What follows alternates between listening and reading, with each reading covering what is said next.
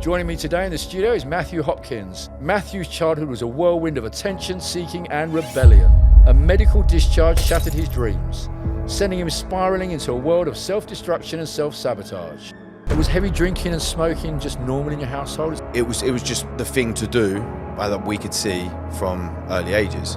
Alcohol, you go to a wedding, what does everyone do? They cheers. Like, you go to a funeral, you cheers to the person that's passed away. You hear about it a lot. Like, I've lost one of my friends to suicide when he was intoxicated. I know people that have been stabbed to death over drugs. I've seen the light. I've seen that, like, I've been able to get out of it, you know, because a lot of people don't. Elliott and addiction specialist. Coming clean with me. Hello, I'm Elliott Ward, addiction specialist, and welcome to another episode of Coming Clean with me. Joining me today in the studio is Mathew Hopkins. Born in the Midlands, the troublemaker of 7 siblings, Mathew's childhood was a whirlwind of attention-seeking and rebellion. School was just a pit stop on his way to he thought was his destiny, the army. But fate had other plans. Mathew joined at 16, and at 18, a medical discharge shattered his dreams, sending him spiraling into a world of self-destruction and self-sabotage. Brawls became his new battlefield, steroids his armour, and drugs his escape. From user to dealer, Mathew's life was a runaway train headed for disaster. Then came the wake-up call, prison. Eventually a voice whispered, "Find help." And that voice led him to me. And what happened next? Well, let's just say that the Mathew sitting across from me today is a whole new man, stronger both mentally and physically. 8 months clean and counting, Mathew is sharing his journey from soldier to inmate to recovery warrior. How you doing, Mathew? Thanks for joining me. Good, you? That's one hell of an introduction. You like that? Yeah. Built you up, right? Yeah, definitely. Yeah, cool, man. Tell me about what it was like growing up in Felixstowe for you. To be fair, it was pretty much a seaside town, you know, pretty dead, not really much going on. A retirement town. And then you've got the port, which is why my dad moved there for work when I was probably about 2 years old. It's just not really much going on down the arcades. What did your mum and dad do? My dad worked down a dock. He was a forklift driver, but like the big ones for containers.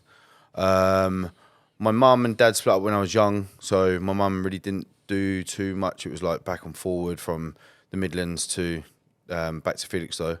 And then she got into care work and done a lot of care work with old people, prescribing medication, all that sorts of stuff. And you've got a sister, I believe? I've got 4 sisters. 4 sisters? Yeah. Okay, and what's your relationship like with your sisters? Oh, brilliant. Yeah. All of my family, like, we're really, really close. Brothers and sisters, like, we're the kind of, like, siblings that you could have a massive family wedding or something like that, and all of us, like, be dancing around together, just enjoying ourselves. Like, we're really close. I actually saw the picture of you were best man or something, or in a suit at a wedding. I saw on my Instagram. My sister just got married. Yeah. I saw those pictures. Yeah. And was heavy drinking and smoking just normal in your household? Is that just a normal thing? Definitely, yeah. Like, my dad, just like a typical northerner. Working man? Yeah, working man, yeah, definitely. Same with my mum and my mum's side of the family.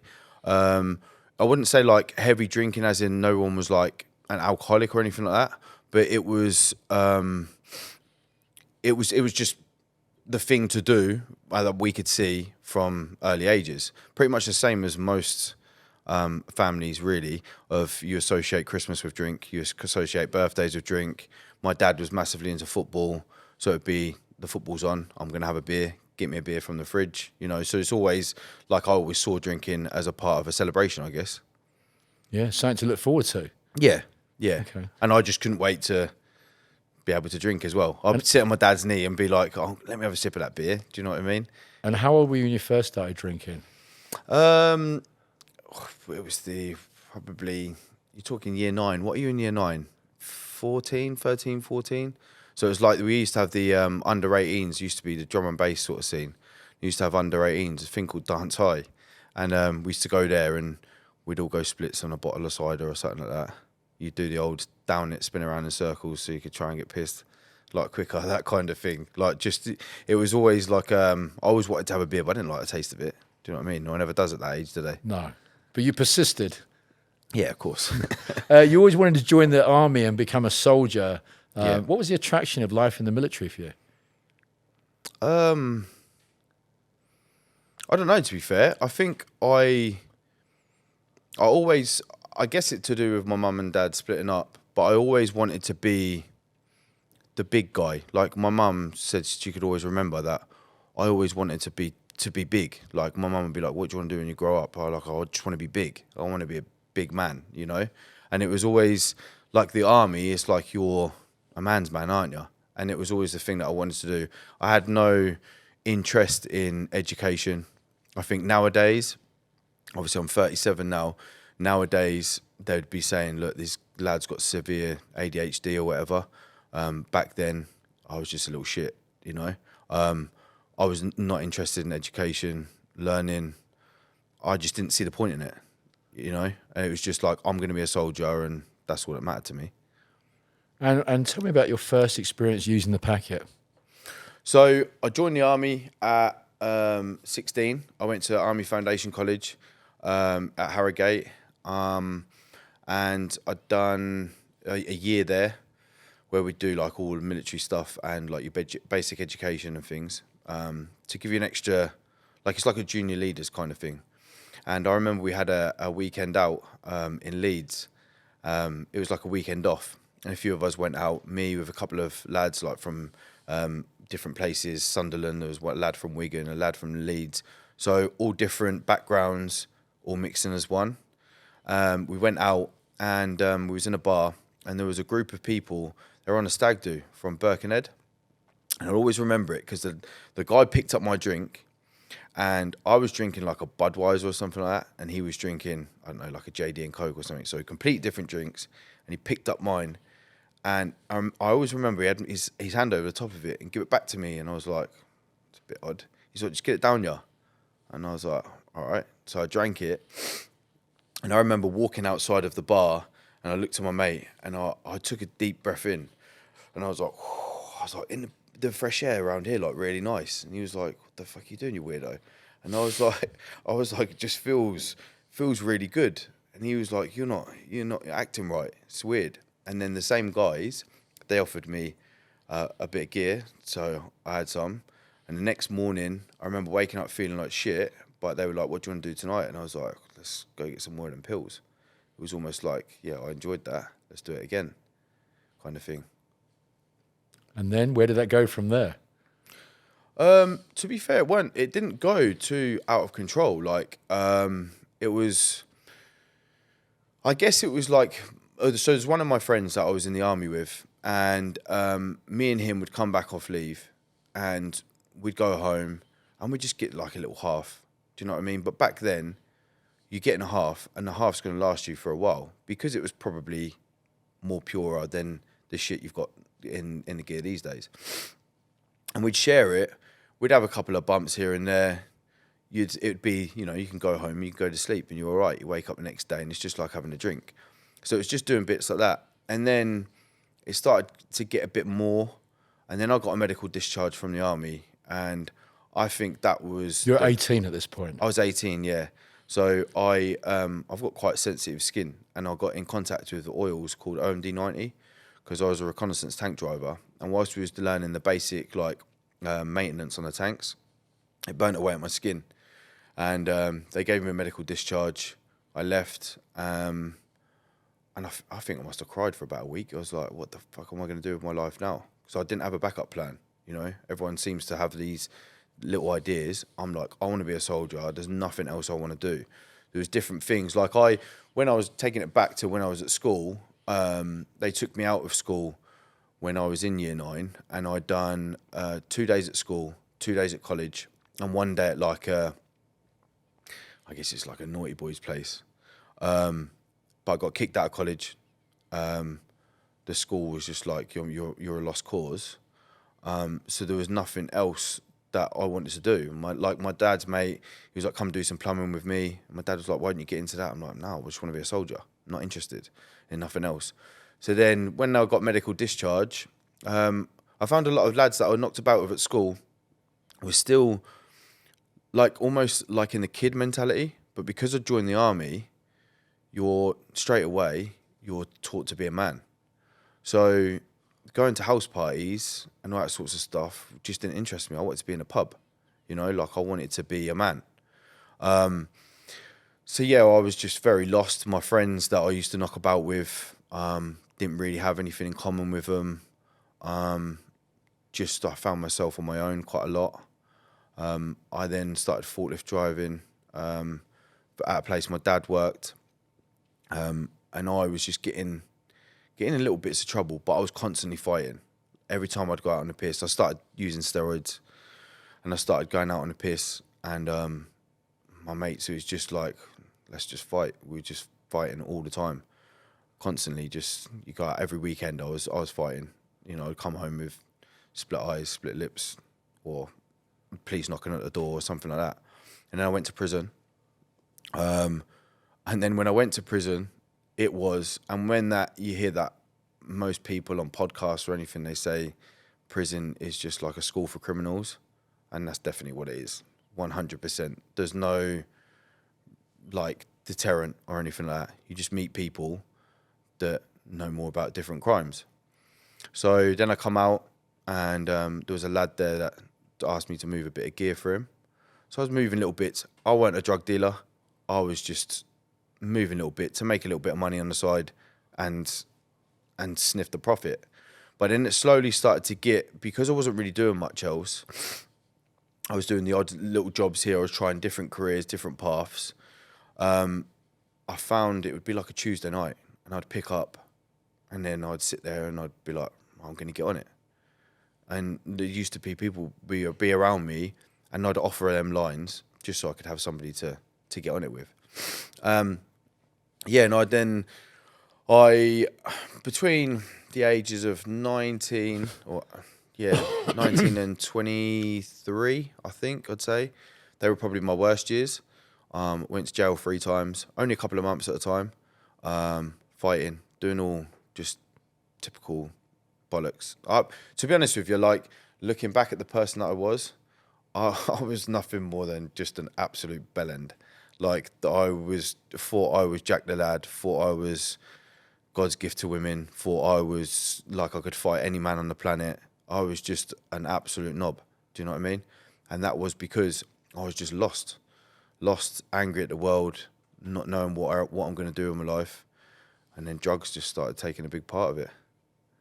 And what sort of quantities were you using?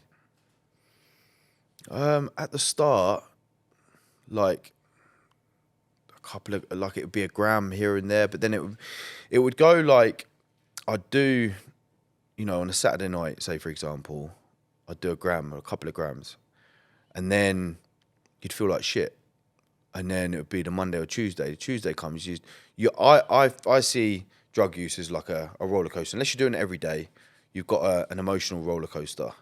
So you use on, say, the Saturday. The Sunday, you sit there feeling sorry for yourself and you want someone to give you a cuddle and tell you everything's all right.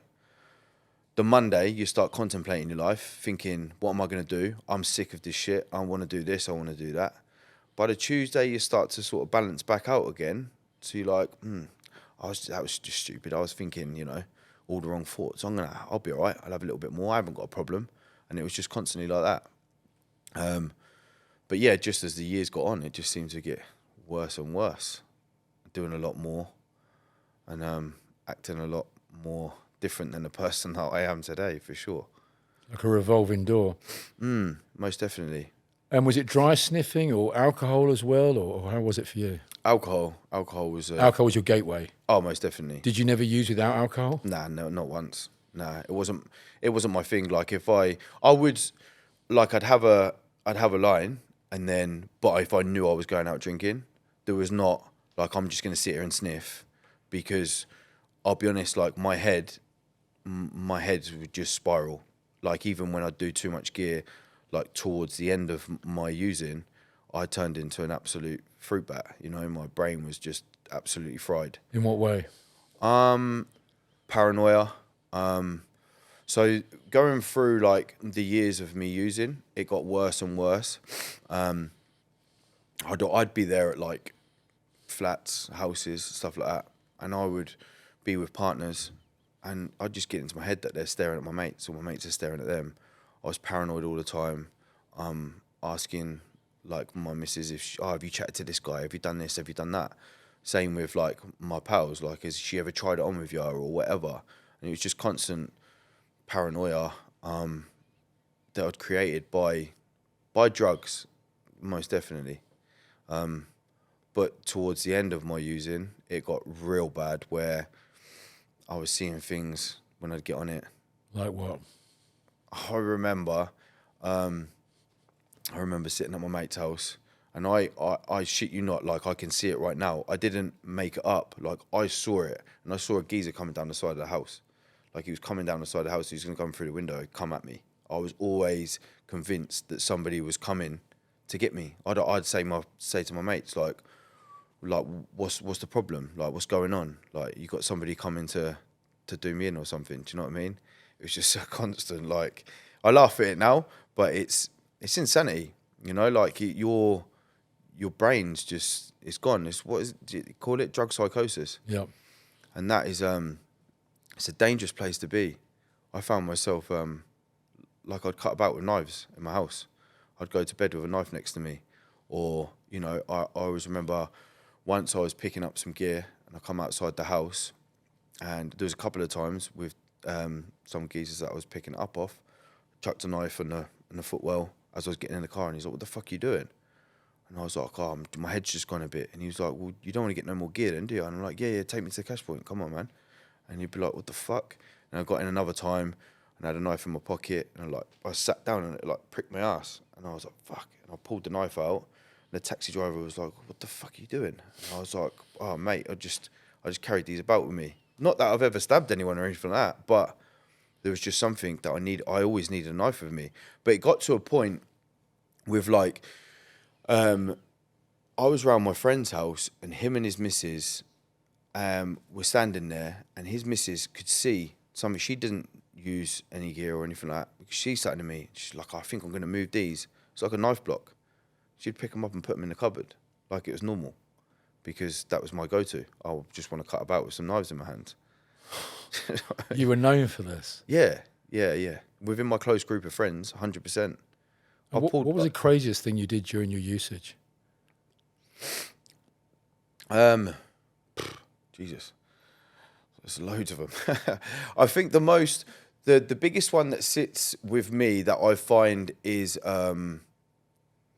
the most insane was with one of my childhood friends. I don't really see him that much anymore. I didn't really see him at the time. It's like one of them people that you bump into in the pub, have a couple of noses with, a couple of drinks with, and all that sorts of stuff. And then I ended up going back to his, and we were sniffing and drinking. Went into like 24 hours, do you know what I mean?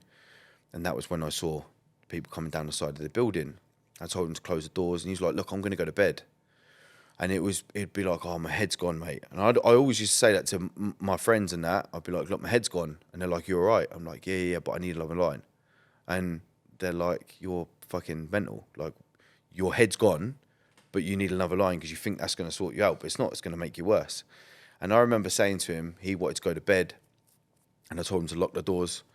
And he locked the doors, and I moved his clothes horse. He had some clothes airing on a clothes horse. I moved it in front of the door, and he got his mattress out of his bedroom. I told him to bring it in the front room while I laid on the couch and keep looking at me. And if I was still awake, don't fall asleep, because I thought someone was going to come through the door. Like, How did this affect your physical health, like your extreme usage? Physically, I don't really like. I'd let myself go every now and then, but I was always into the gym. Always, like, my ADHD plays a massive part in, you know, one day I want to box, next day I want to go to the gym, next day I want to start a new hobby like table tennis or something. You know what I mean? It's like, not that I've ever played table tennis, but it's one of them things where, you know, I get these ideas and it's all or nothing, and I go straight into it. So I've always been, physically, I've looked after myself, but there's a few times, like, you know me now, I've been on a journey for quite a few months now with trying to work on my physique, but previously, like Christmas time, I look like shit, like real chubby cheeks and just nothing, no real shape to me. I've always been a bit of a lump, but nothing, no real shape to me. The biggest thing I think that affected me was mentally for sure, and I suppose the effect on like my loved ones around me, definitely. Do you think it affected your family? Big In what time. way? I mean, like over the years, my mum actually, at my sister's wedding, she gave me a hug and she got upset. And I was only talking a couple of days ago about this podcast and she got upset. Like, my mum, to me, that's my queen. Like, I love my mum more than anyone on the planet. Like, she means the world to me. And she got upset and she just says to me, like, I'm so proud of you because I don't need to worry. Like, I'm 37 years old. And I'm like, she'd take it back 6 months ago. If I said I'm going out on a piss, she wouldn't be able to sleep because she didn't know whether there's police going to be knocking at the door or something's going to happen or, you know. And it was, but also with that, there's times with ex-partners where, you know, I'd be phoning my mum early hours in the morning because I'm not allowed back in the house, or, you know, I've kicked off or something, or she'd phone me and be like, the police are here, where are you? And I'd just be off my nut somewhere. Or, excuse me, or if she couldn't get hold of me, there's a couple of times where I'd just go missing, turn my phone off, and no one would be able to get hold of me for a few days. So yeah, it had a massive effect on my sisters and stuff as well. My sister, she's 23. So taking it back, what, you think I've been using gear now for, what, 20 years? So over them 20 years, you think in her early teens and stuff like that, like, she'd have because I'd be staying at my mum's a few times here and there. There's police coming in my house looking for me while she's asleep in bed, going into her bedroom. You know, it can't have been a nice thing for any of them, to be fair. Yeah, sure. And when did you hit rock bottom, at the point where you had to stop, or you just realised if you didn't, you could end up destroying yourself?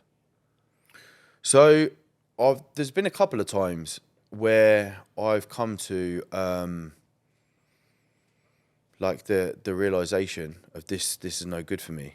Like, my best mate Carl, like, he's something else. He's 7 years clean and sober, and he runs a Cocaine Anonymous meeting in Ipswich. Mm-hmm. And he's always said to me, look, Matt, the door's always there. If you, like, it's always going to be here. And I managed one day, I phoned him. I said, look, I had a bit of a breakdown. I went to a meeting, but I was doing it for the wrong reasons. So I was going for a relationship, to try and work on a relationship. You need to go get help. So I'm like, okay, cool. Is this going to save the relationship? Yeah, I'm going to come and I'm going to be sober, blah, blah, blah. So you've got a partner and it's affecting your relationship, and she's saying you need help, and you think you're going there to save your relationship, not help your addiction. 100%. Yeah. So then that lasted like 3 months, and I went out the door, started drinking again, started using again. Then I done it again because, like, another thing around a relationship, around family and stuff, they saw the massive change in me again. I can find, like, I'm a nice person. Like, today, the person that I am, like, I was even speaking to my dad a couple of days ago. He's like, do you like the person you am? And I'm like, I said it with, like, so much passion, like, fucking right I do. Like, I'm a good man. I'll do anything for anyone. Like, you know, I'll give you my shirt off my back. Like, I'm a very, under my exterior as well, I'm a very soft, loving man. But when I'm drinking and using, I'm the complete opposite. I don't give a shit about you. I don't care what's going on. I think I'm the bollocks and you should be listening to me, and the light needs to be on me, and everything revolves around me. So, like, with that, and with the way that I speak to different people, and they say the person that I've become now is so much of a better reflection because I'm doing this for myself. When I went into recovery before, it's doing it for other people. That's when it just flops, and it doesn't go well, because I'd also batter myself as well. I'd sit there and go, oh, I hate this stuff. I'd go into a pub and go, fuck, look at them not drinking. I wish I could drink. But now I go, I'm glad I'm not drinking. I don't want to drink. Like, I don't look at people and think that I'm losing out. I feel like they're losing out because they've not got what I've got, you know? So it's a mindset thing. If you're going to do this for other people, to save a relationship, to make somebody else happy and pleasing with you, or etc., the inevitable is going to happen. You're going to fail, most definitely. I agree. I think you're quite impulsive as well. I think that most definitely. Very impulsive, aren't you? Because I know you quite well. It's quite impulsive. which means that you think less about you, or you used to think less about using. And I think now you think about the consequences of your usage. Yeah, definitely. There's a lot of stuff that I've done in my life, like you say, impulsive wise. Like I remember being in a pub and everyone was talking about different things and just using a lot of drugs. It's like, the typical British pub where everyone's just doing gear at the bar, one of them ones. And I remember waking up the next morning and I went and booked a one-way ticket to New Zealand. I didn't know nothing about the place and handed him a notice at work. A month later, I flew out to New Zealand. I got there and I remember crying my eyes out, phoning my mum, going, what have I done? And this was only, 2016? So not so many years ago. And I was there for a year. And I was training at City Kickboxing because I'm into my boxing, as you know. And I was doing a bit of kickboxing and training, and I got in good shape and my head was in a good place and stuff. Then more influence came. My brother came out there. We started partying a little bit. And then it just seemed to, as soon as I got back to the UK, because of my record, I couldn't get sponsorship. So after that year, they sent me home. And then as soon as I got back to the UK, bang, straight back on it. Back into your environment. Yeah. But the one thing that I've learned, and the one thing for anybody that's like listening to this podcast, is it doesn't matter your environment. You'll find it. You will be the person that's in you if you don't make the changes. That's a fact. I went to Thailand. So I went to America for a job offer. I got a 5-year visa.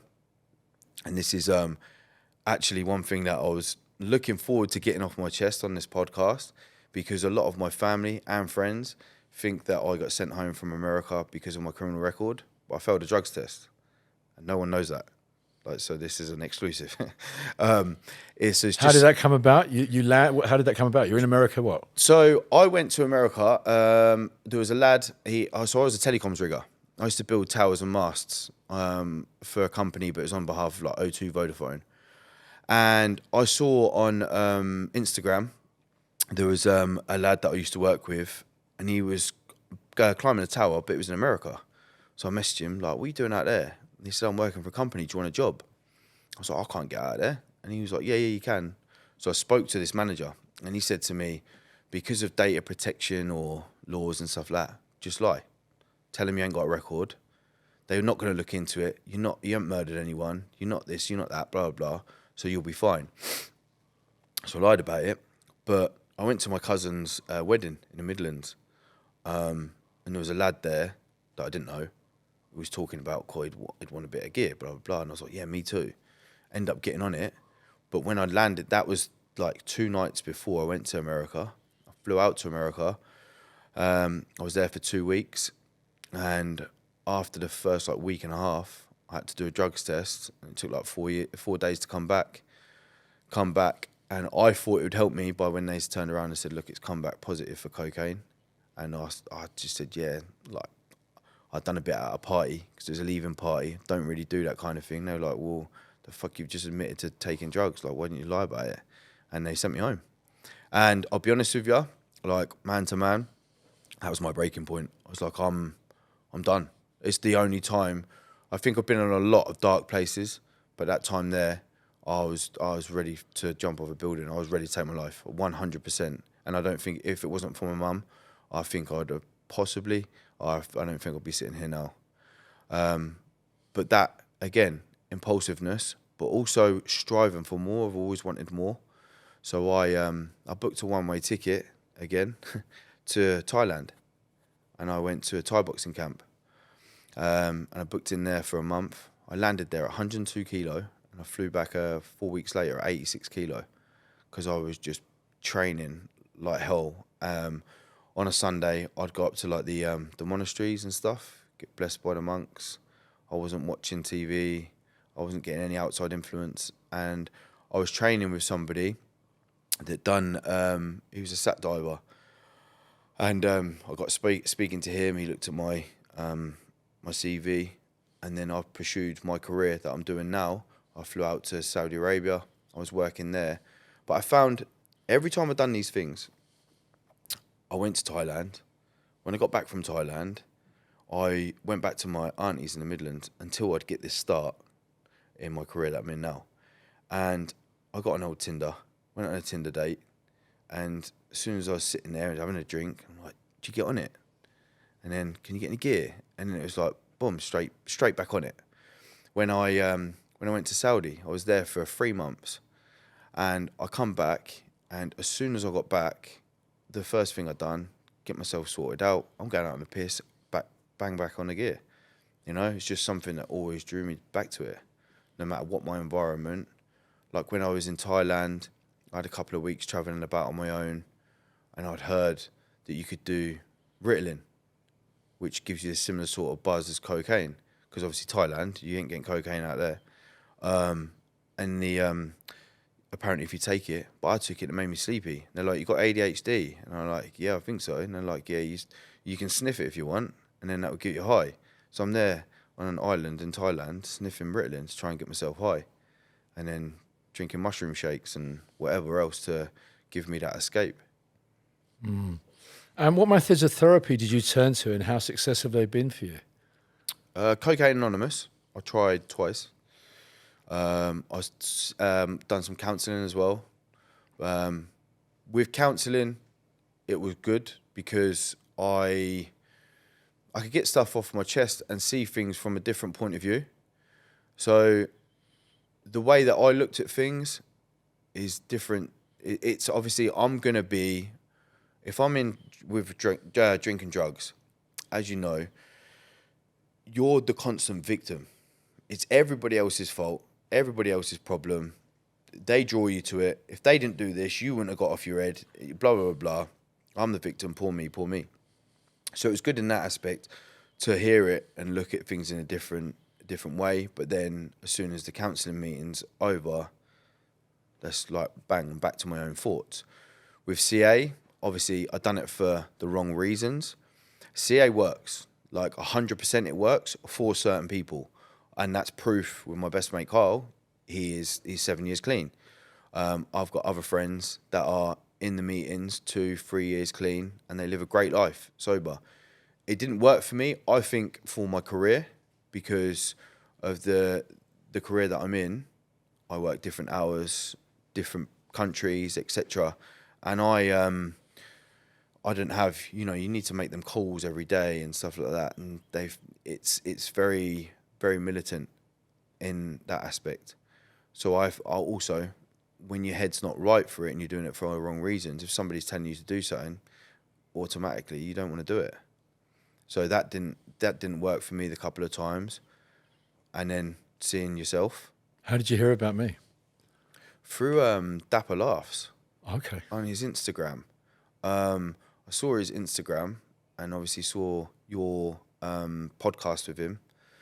And I kept seeing these podcasts and stuff, and a lot of people, like the average guy, like I am myself. I class myself as your average Joe, your normal guy. Look at a lot of celebrities and look at it and think, well, they're a celebrity. They're around it, so that's why they're bad. They've got loads of income, so that's why they're bad. I'm completely different. So I looked at that and looked at like the different things that offer, and I have spoke to Dapper a few times, and like he has sent me messages on like my recovery of advice and things, because I'll reach out to anyone. Like I'm not a shy guy. I'll talk to anyone about anything. But yeah, I saw obviously yours, and I think I messaged you on Instagram and said like, this is your number, and then obviously we went from there. And it's like something's just switched in my head. We've had our meetings, and yeah, I've not used. What was it like for you? Life changing, like life changing. Like it when I think about it now, as big and as ugly as I am, like now I'm getting a bit choked up, because it's the way that I am to the person that I was, and always searching to be like, I'm a good guy, like why can't I become this person? And then to come to your sessions and then take a step back from it and go, fucking hell, like, I've gone to see a person, you've got inside my head and totally changed the way that I think. It's amazing. It's life-changing, like totally life-changing. It's just amazing. I'm so proud of you, man, like I am of all my clients. Yeah. And you've been sober and clean for how long? 206, 207 days, I think, something like that. Yeah. Life's so much different, right? So much different. Completely. Yeah. I feel like I'm, excuse me, I'm more present. Like, when you're in the madness of drinking drugs, no matter what sort of, like, addiction, it doesn't, what's the right word? I don't know the right word, but it doesn't pick certain individuals. It doesn't. If it wants to cling on to you, it will cling on to you. I don't believe personally that you're born with an addiction. I believe that you have it in you and you can form it to grow, you know? And I think that when you're always lost in that addiction, the drugs, the using, and you don't feel like it's scary. Like anybody that's sitting there listening to this, watching this now, whatever, who's spoken to people about recovery, they see it as scary, or you're boring. You never see somebody that say like, you're having a drink. I've had family members and stuff. Wait, still not drinking? I'm like, no. They're like, 'cause you're boring. I'm like, you're fucking boring, mate. You're doing the same thing day in, day out, and you can't remember most of it. And then you sit there sulking and crying because your life's going to shit or you're depressed. But it's because you're going on this constant roller coaster of drinking and taking drugs. And I didn't find myself present. I didn't find like I wanted to be around my family. Like I'd always let people down. Like I've got 9 nieces and I'd say to my sisters, oh, when I get back, I'm going to do this, I'm going to do that. Never materialise, never do it. But this week alone, I've been back. I went to the cinema with my nieces yesterday. The day before, I stayed at my sister's to look after my other nieces. The day before that, I went to pay to play with my sisters. And I'm going through these tight little holes, trying to go down these slides and all sorts of stuff. You're living life. Yeah, that's it. You see, the thing about it is, Matt, is people use for an escape. They're escaping whatever the problems is, fear, trauma, 100%. Upset, anger, whatever that problem is, they're escaping. But now you've made your life of such a high quality that you don't need to escape it. Yeah, most definitely. And I do find, like, I speak to people now that want to stop drinking, stop using drugs. I have people message me on Instagram, or like people will phone me and be like, "Can I give them my number?" Because you become inspiring. They want to achieve what you've achieved. 100%. But every time I do speak to them, these people, they're in so much fear because we're in this Western society. The only thing that we're taught to walk, we're taught to talk, and all that sorts of stuff. Everything we're learned, alcohol, we'll learn that straight away. You know, you go to a wedding, what does everyone do? They cheers. Like you go to a funeral, you cheers to the person that's passed away. Christmas, you cheers to Merry Christmas. A birthday, exactly the same thing. So it's bred into us. So everyone's just so fearful of the unknown, of thinking, well, how am I supposed to socialise? How am I supposed to do this? How am I supposed to do that? But it's cutting the people out. And like, I've got a close group of friends now that don't drink. And have you lost friends? Sorry to interrupt. Have you lost friends? Yeah, most definitely. Yeah, I wouldn't say I've lost friends. They're still there, but I just don't have much in common. You know, I find there's certain people that I fought with my friends that really I'm like, we're nothing alike. We're literally nothing alike. But you drink and you have a bit of gear and you'll be best friends you could grab some random person off the street and, you're going to get a bit of gear into you. You talk about how you're going to change the world together, Have you found that there are friends that you used to use with, which I think what you're saying really, friends that you used to use with that now you don't use that, why am I even going to see that person? What am I actually going to do with that person? Because I didn't do anything with them other than use prior to that. Yeah. Have you got friends like that? I've got somebody very close to me, very, very close to me. That is exactly that. And we can't meet up because there's nothing in common and we were inseparable. And the common ground was drinking drugs, you know. But now I sit there and I want to talk about my career. I want to talk about different things. Like I was talking to you, I'm now soon going to be buying my first house. Yeah. All that sorts of stuff. All And- these things like buying your first house, that never came to fruition when you were using. Oh, no way. Nah, I always had an answer as to why you shouldn't buy a house, because I thought that, you know, the government's trapping you into buy a house and all this bollocks that you seem to think, you know. My views were so fucked up, it's unbelievable. But it was all for drinking drugs. And do you have supportive people around you now? Oh, 100%. Yeah, 100%. Like I said, I've mentioned him a few times, my best mate Carl. Carl, Carl, yeah. Carl, shout out to Carl. Yeah. Love you, man. Yeah, he's something else. Like, I can message him, call him any time in the day, like, and he's there for me. But you see, the thing is, we're men, right? And men are taught from a small age to bottle everything up, and men don't cry, all of that sorts of bollocks.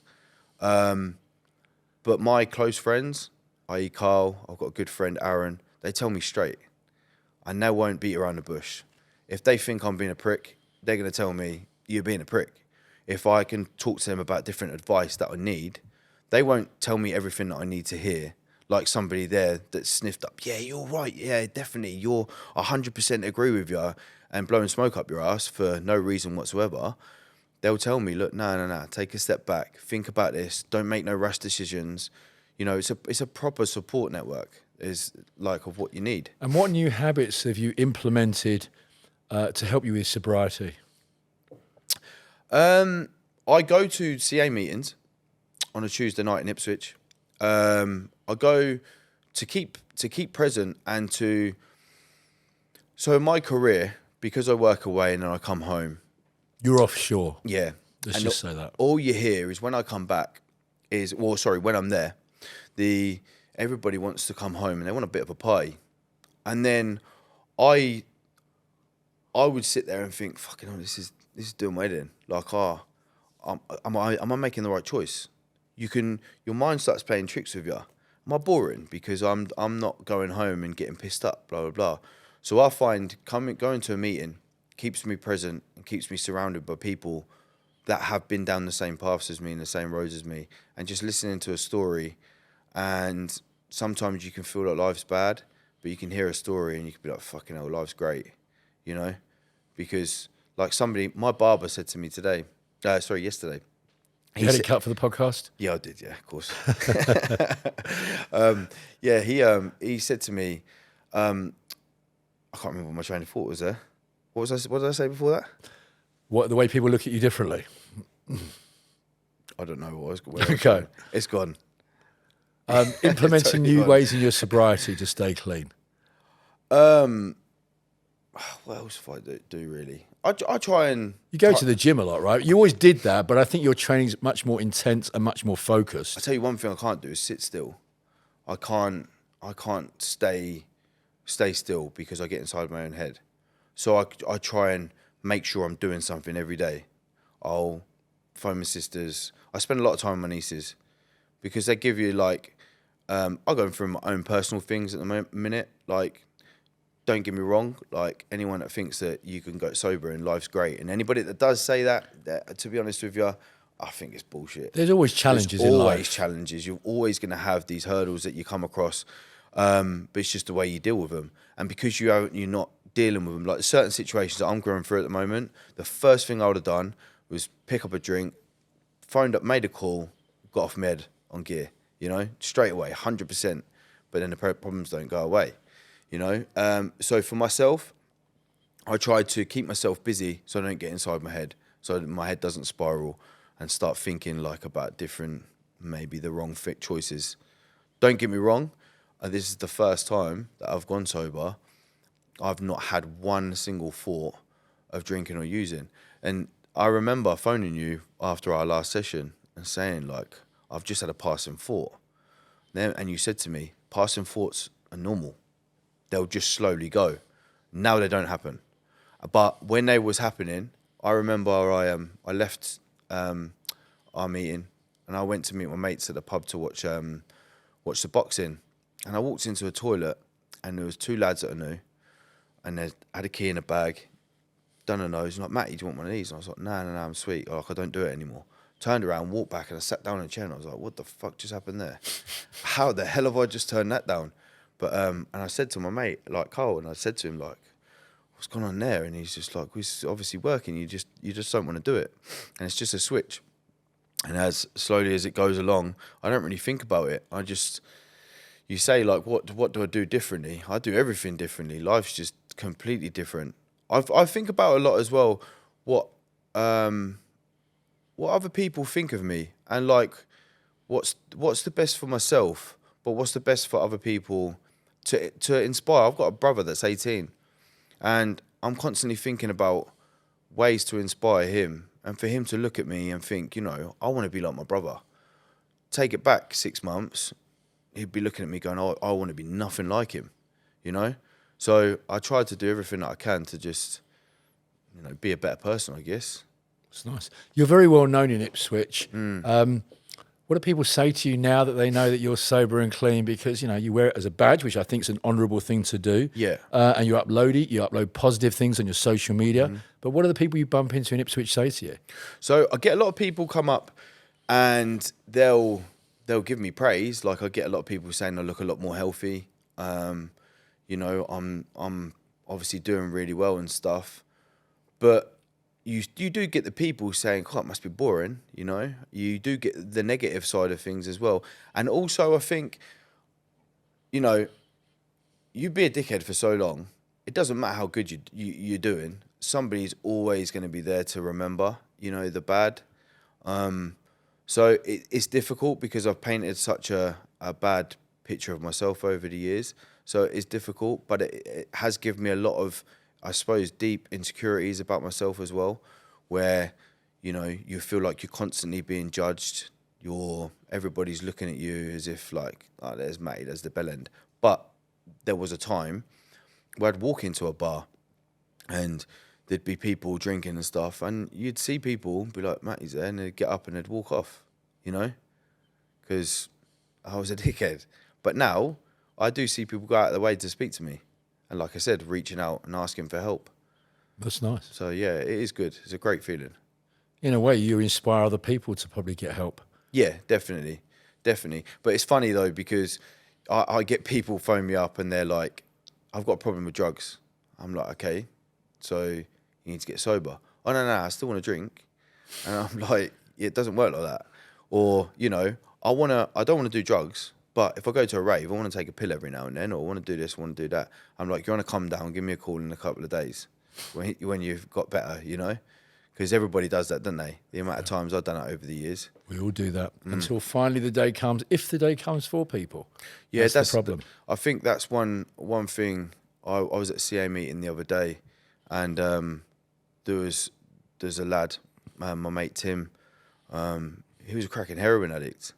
And now if you saw him, like, he's a bit of a boy. He's a fucking lovely lad. Got something about him. And we get on really well. We play five-a-side football on a Thursday. I don't play football. Like, I'm not built to play football. I hear from what I hear, you're putting some structure in your life. Yeah. Play football, see my nieces. Yeah. You know, go to the gym. All of that, you're putting structure in. Just trying to keep busy. Yeah. But we were speaking to them the other day at the CA group. You know, they're explaining about, you know, it's hard, it's difficult, blah, blah, blah. But then at least we've all got it. Because there's so many people. There was only in the CA group the other day that you hear about a girl that's taken her own life because she's gone back out the door. You hear about it a lot. Like, I've lost one of my friends to suicide when he was intoxicated. A lad that I know through, like, growing up, he's now brain damaged through taking his own life when he's intoxicated. I know people that have been stabbed to death over drugs. You know, a close mate of mine, he was stabbed to death over drugs.